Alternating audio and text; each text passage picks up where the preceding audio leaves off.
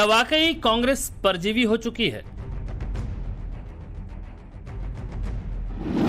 क्या पतन में प्रगति देख रही है कांग्रेस?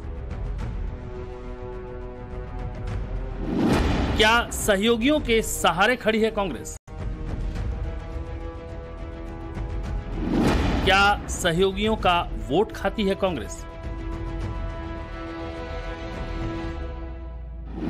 क्या कांग्रेस के साथियों को सतर्क रहने की जरूरत है? अब कांग्रेस का परजीवी युग शुरू हुआ है। ये परजीवी कांग्रेस है,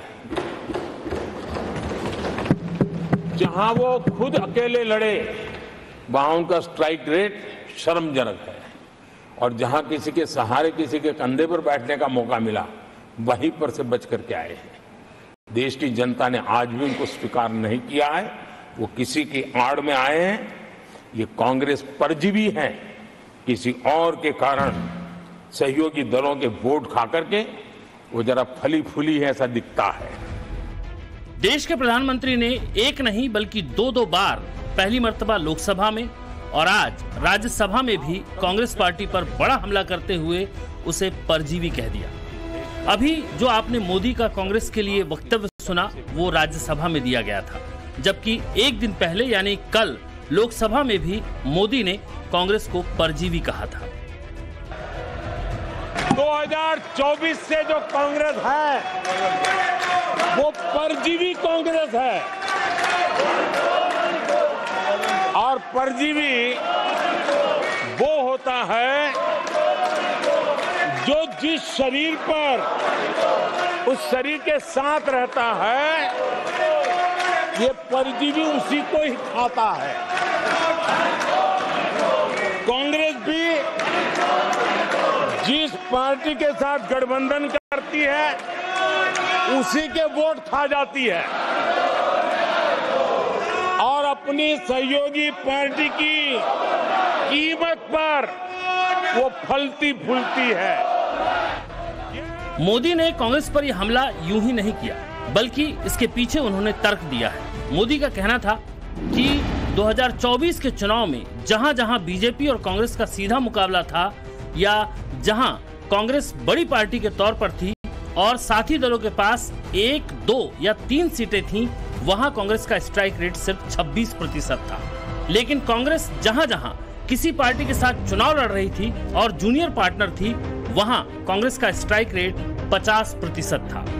कांग्रेस ने देश के 16 राज्यों में अकेले चुनाव लड़ा, लेकिन उन राज्यों में कांग्रेस का वोट शेयर बुरी तरह गिर गया। जबकि 3 राज्यों जिसमें 25 सीटों वाले गुजरात में कांग्रेस को 1 सीट मिली, 10 सीटों वाले छत्तीसगढ़ में कांग्रेस को महज 1 सीट मिली, और 29 सीटों वाले मध्य प्रदेश में कांग्रेस को सिर्फ 1 सीट हासिल हो पाई। यानी तीनों राज्यों की कुल 64 में से कांग्रेस सिर्फ 2 सीटें ही जीत पाई, जबकि 13 राज्यों में कांग्रेस खाता भी नहीं खोल पाई। कांग्रेस का परजीवी होने का कारण उनके अपने कारनामों से है। वो देश की जनता का विश्वास नहीं लेता है। वो जोड़ तोड़ करके बचने का रास्ता खोज रहे हैं। जनता जनार्दन का विश्वास जीतने के लिए इनके पास कुछ नहीं है, इसलिए फेक नैरेटिव के द्वारा,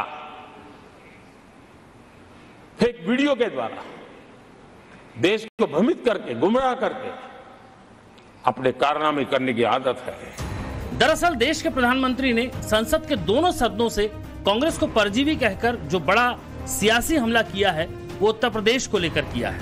80 लोकसभा सीटों वाले उत्तर प्रदेश ने ही बीजेपी को सबसे ज्यादा नुकसान पहुंचाया है, जहां समाजवादी पार्टी ने कांग्रेस के साथ गठबंधन करके बीजेपी को बड़ा झटका दिया। उत्तर प्रदेश में बीजेपी को 33 सीटें मिली हैं, जबकि समाजवादी पार्टी को उत्तर प्रदेश में 37 सीटें मिली। जबकि समाजवादी पार्टी के साथ सहयोगी रही कांग्रेस ने उत्तर प्रदेश में 6 सीटें जीत ली। उत्तर प्रदेश में कांग्रेस का ये प्रदर्शन अकेले दम पर नहीं था। उसने समाजवादी पार्टी के कंधों पर बैठकर यूपी की चुनावी वैतरणी को पार किया।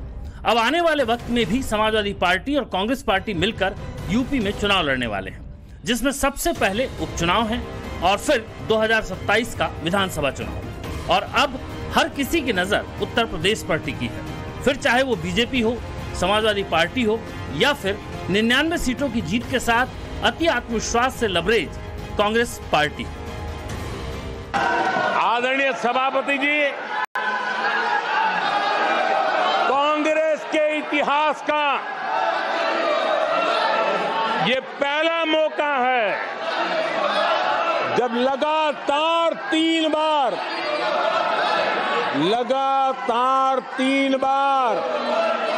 कांग्रेस 100 का आंकड़ा पार नहीं कर पाई है। कांग्रेस के इतिहास में ये तीसरी सबसे बड़ी हार है, तीसरा सबसे खराब प्रदर्शन है। ये बात सच है। अगर बीते 20 सालों में हुए 5 लोकसभा चुनाव में कांग्रेस के नतीजों के ग्राफ को देखें तो कांग्रेस कमजोर ही हुई है। साल 2004 में कांग्रेस ने 145 सीटें जीती थी। साल 2009 में कांग्रेस ने 206 सीटें जीती, लेकिन साल 2014 में कांग्रेस मोदी लहर में महज 44 सीटें ही जीत सकी। अगली बार 2019 के लोकसभा चुनाव में कांग्रेस 52 सीटें ही जीत पाई। इस बार साल 2024 में सारी ताकत झोंकने के बाद भी कांग्रेस 99 सीटें ही हासिल कर पाई। यानी कांग्रेस एक बार फिर 100 का आंकड़ा पार नहीं कर पाई और महज 99 सीटों पर आकर कांग्रेस का रथ रुक गया। खास बात ये कि 2014 से कांग्रेस की कमान राहुल गांधी के पास रही, इसीलिए बीजेपी बार बार राहुल की लॉन्चिंग पर सवाल उठाती है। एक बालक घमंड में घूम रहा था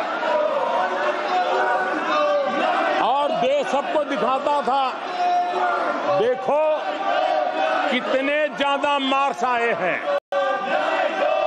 तो लोग भी जब 99 सुनते थे तो शाबाशी देते थे, बहुत उसको हौसला बुलंद करते थे। तो फिर उनके टीचर आए कि भाई किस बात की मिठाई बांट रहे हो, ये 100 में से 99 नहीं लाया, ये तो 543 में से लाया है। लेकिन मोदी से उलट कांग्रेस इसमें जीत ही जीत देख रही है। राहुल के नेतृत्व में कांग्रेस अपने प्रदर्शन से न सिर्फ खुश है, बल्कि वो यहाँ से अपना पुनर्जन्म भी देख रही है और विस्तार भी खोज रही है। इसी विस्तार में उसने यूपी से सबसे ज्यादा उम्मीदें लगाई। तभी तो राहुल ने वायनाड को अलविदा कह रायबरेली को अपनी सियासत का नया गढ़ बनाया है। 2022 के विधानसभा चुनाव में बीजेपी ने 255 सीटें जीती थी, जबकि समाजवादी पार्टी ने 111 सीटें जीती थी। वहीं कांग्रेस को 2 सीटों पर जीत मिली थी, जबकि दलितों की राजनीति करने वाली बीएसपी ने महज 1 सीट पर जीत दर्ज की थी। इन तमाम पार्टियों में मात्र समाजवादी पार्टी ही थी जिसने पिछले विधानसभा चुनाव के मुकाबले अपनी सीटों में बढ़ोतरी की थी। साल 2017 में समाजवादी पार्टी को 47 सीटें मिली थीं और उसने 64 विधानसभा सीटें ज्यादा जीतकर अपने आंकड़े को 2022 में 111 पर पहुंचाया, जबकि बीएसपी 19 सीटों से 1 सीट पर आ गई और कांग्रेस 7 सीटों से 2 सीटों पर आ गई। 2017 के मुकाबले 2022 में बीजेपी को भी 57 सीटों का नुकसान हुआ था। लेकिन इस बार 2027 के विधानसभा चुनाव को लेकर समाजवादी पार्टी पूरी तरह से आश्वस्त है। जिस तरह से समाजवादी पार्टी ने 37 सीटें जीतकर लोकसभा चुनाव में अपनी पीडीए वाली सोशल इंजीनियरिंग को धार दी है, उससे उसे पूरा विश्वास है कि वो उत्तर प्रदेश में बाजी पलट देगी। वहीं कांग्रेस समाजवादी पार्टी के साथ सवारी करके अपनी जड़ें मजबूत करना चाह रही है। समाजवादी पार्टी के साथ गठबंधन में कांग्रेस उत्तर प्रदेश के विधानसभा चुनाव में 2 सीट से 20 सीटों की उम्मीद लगाए हुए है। कि इस चुनाव में कांग्रेस पूरी तरह परजीवी बन चुकी और अपने सहयोगी दलों के कंधे पर उन्होंने चढ़ करके ये सीटों का आंकड़ा बढ़ाया है। अगर कांग्रेस ने अपने सहयोगियों के जो वोट खाए हैं वो अगर न खाए होते तो लोकसभा में उनके लिए इतनी सीटें जीत पाना भी बहुत मुश्किल था।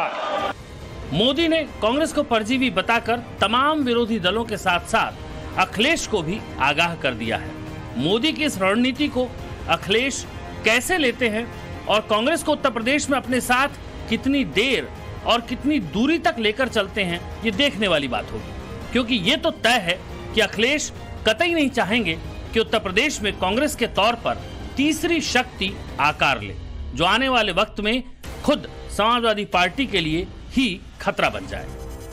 ब्यूरो रिपोर्ट, टाइम्स नाउ, नव भारत।